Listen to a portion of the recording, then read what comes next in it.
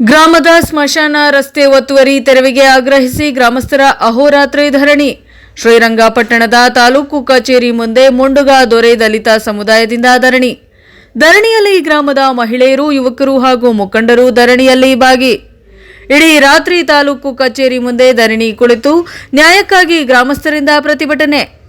ಗ್ರಾಮದ ಸ್ಮಶಾನ ರಸ್ತೆ ಒತ್ತುವರಿ ಮಾಡಿಕೊಂಡು ಇರುವಂತಹ ಗ್ರಾಮಸ್ಥರ ವಿರುದ್ಧ ಆಕ್ರೋಶ. ಒತ್ತುವರಿ ರಸ್ತೆ ತೆರವು ಮಾಡಿದ ಅಧಿಕಾರಿಗಳ ವಿರುದ್ಧ ಧಿಕ್ಕಾರ ಕೂಗಿ ಅಸಮಾಧಾನ. ಈ ರಸ್ತೆ ಒತ್ತುವರಿಯಿಂದಾಗಿ ಗ್ರಾಮದಲ್ಲಿ ದಲಿತರಿಗೆ ಸ್ಮಶಾನ ಸೇರಿ ರೈತರ ಜಮೀನಿಗೆ ಹೋಗಲು ರಸ್ತೆ ಇಲ್ಲದೆ ಪರದಾಟ.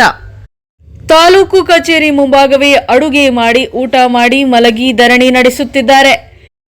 ನ್ಯಾಯ ದೊರಕುವ ಹೊರತು ಅಹೋರಾತ್ರಿ ಹೋರಾಟ ಕೈ ಬಿಡುವುದಿಲ್ಲ ಎಂದು ಪಟ್ಟು. ಕೊರೆಯುವ ಚಳಿಯಲ್ಲಿ ಅಹೋರಾತ್ರಿ ಪ್ರತಿಭಟನೆ ಮಾಡ್ತಿದ್ರು ಅಧಿಕಾರಿಗಳ ನಿರ್ಲಕ್ಷ್ಯ.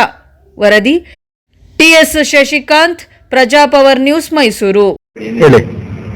ಏನು ಮುಂಡುಗದೊರೆ ಗ್ರಾಮದ ಗ್ರಾಮಸ್ಥರು ಪರಿಶಿಷ್ಟ ಜಾತಿಯ ಜನಾಂಗದವರು 20-30 ವರ್ಷದಿಂದ ಸಲೀಸಾಗಿ ತಮ್ಮ ಜಮೀನುಗಳಿಗೆ ಓಡಾಡ್ತಾ ಇದ್ರು. ಮತ್ತೆ ಸೋಪನ್ಕಟ್ಟೆಗೆ ಓಡಾಡ್ತಾ ಇದ್ದು ರಸ್ತೆ ಮತ್ತೆ ಸ್ಮಶಾನಕ್ಕೆ ಹೋಗ್ತಾ ರಸ್ತೆನ ದೊಡ್ಡಪಾಳ್ಯ ಗ್ರಾಮದ ಹಿರೇಗೌಡ ಅಲಿಯಾಸ್ ನಾಗೇಂದ್ರ ಎಂಬುವರು ಏನು PWD ರಸ್ತೆಯನ್ನ ಅಗೆದು ತಂತಿ ಬೇಲಿ ನಿರ್ಮಿಸಿಕೊಂಡಿದ್ದ ಕಾರಣವನ್ನ ನಾವು ತಹಸೀಲ್ದಾರ್ಗೆ ಮನವಿ ಕೊಟ್ಟಾಗ ಆ ರಸ್ತೆಯಿಂದ ಮೇಲ್ಭಾಗದಲ್ಲಿ ಇದ್ದಂತ ಸವರ್ಣೀಯರ ಜಮೀನಿಗೆ ಇವರೇ ಖುದ್ದಾಗಿ ನಿಂತು ತಂತಿ ಬೇಲಿ ಹಾಕಿ ನಮ್ಮ ಪರಿಶಿಷ್ಟ ಜನಾಂಗದವ್ರಿಗೆ ನಿರ್ಬಂಧ ಹೇರಿದ್ರು. ಆ ನಿರ್ಬಂಧದ ಪರಿಣಾಮ ನಮ್ಗೆ ನುಂಗಲಾರದ ತುತ್ತಾಗಿತ್ತು.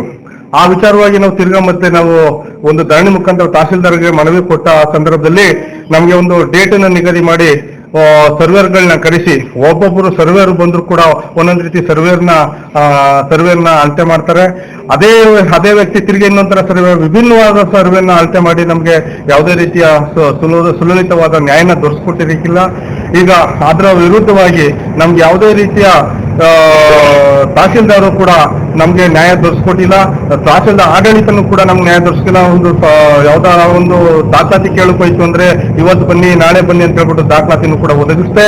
ನಮ್ಗೆ ಇವತ್ತಿಗೆ ಜನಾಂಗಕ್ಕೆ ಶೋಷಣೆನ ತಾಲೂಕು ಆಡಳಿತನೂ ಕೂಡ ಶೋಷಿಸ್ತಾ ಬರ್ತಾ ಇದೆ.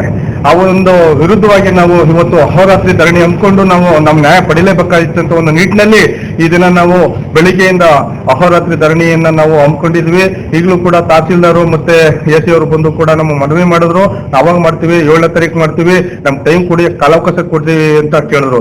6-7 ತಿಂಗಳಿಂದ ಕೊಟ್ಟಿರುವಂತ ಕಾಲಾವಕಾಶದಲ್ಲಿ ನೀವು ಮಾಡದಿರುವಂತ ಕೆಲಸನ ನಮ್ಗೆ ಇನ್ನೂ ನೀವು ಮಾಡ್ಕೊಡ್ತೀನಿ ಭರವಸೆ ಕೊಡ್ತಿದ್ರಲ್ಲ, ದಯವಿಟ್ಟು ಆಗಲ್ಲ.